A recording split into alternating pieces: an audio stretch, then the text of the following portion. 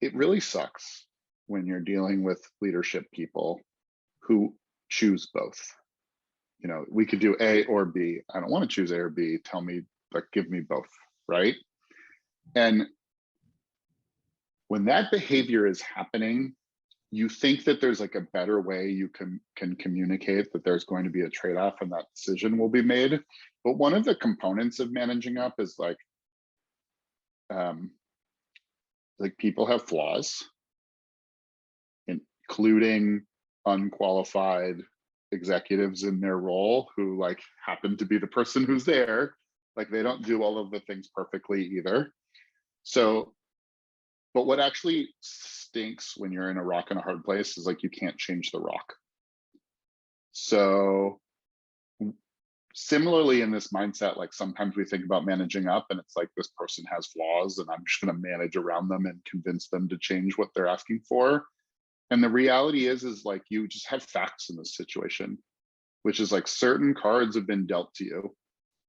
And when you put a lot of your energy into like kind of trying to solve an unsolvable problem by managing up, you like often don't make any progress at all. And what I found to be the best thing in my life is actually just to buckle down and say like, I have terrible cards. I can either fold this hand or play it. And I'm just going to play it as damn well best I can. And like, that's what's going to happen out the other side of this. Often when I think that when someone has been communicating the wrong thing to me, like, oh, they're hyper tactical and they're giving me the wrong feedback, or, you know, like I came with A and they like sent me back with B. And I thought that they were, for lack of a better word, stupid. What I realized later is like they just saw the world in a different way and they were giving me like their best solution and I also wasn't listening to it. And sometimes you may or may not be right. Like, I don't know this person, but it might be worth trying to like assume positive intent for the detail they're getting to on like, why are they getting to this detail? Like, how do they see it unlocking? And just like ask a lot of questions like, okay, what if this person is giving me great advice as a leader, but I don't understand it? Like, how can I then understand why this advice would be great? Because to me, it seems like terrible advice. But chances are they got to their role on some level because they were dealt shit sandwiches like yours. And then they like figured out a decent way through it and someone gave them that like promotion they had. So you were dealt a hand, like play it as best you can. And the things that you should communicate are what they expect you to communicate based on what they've told you previously.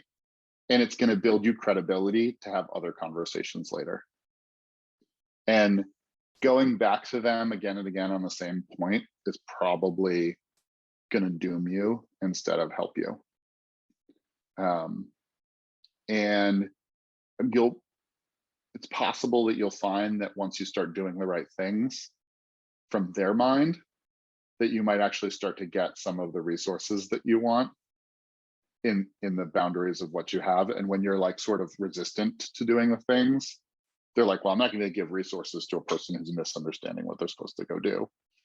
Versus like, oh, they're like making good progress. And now that they're making good progress, they're kind of a little bit off their goal. Like I can find 2 more people to accelerate what's working versus like theoretically give you a whole hog new team and like suddenly you'll just make something appear when you're not making progress already.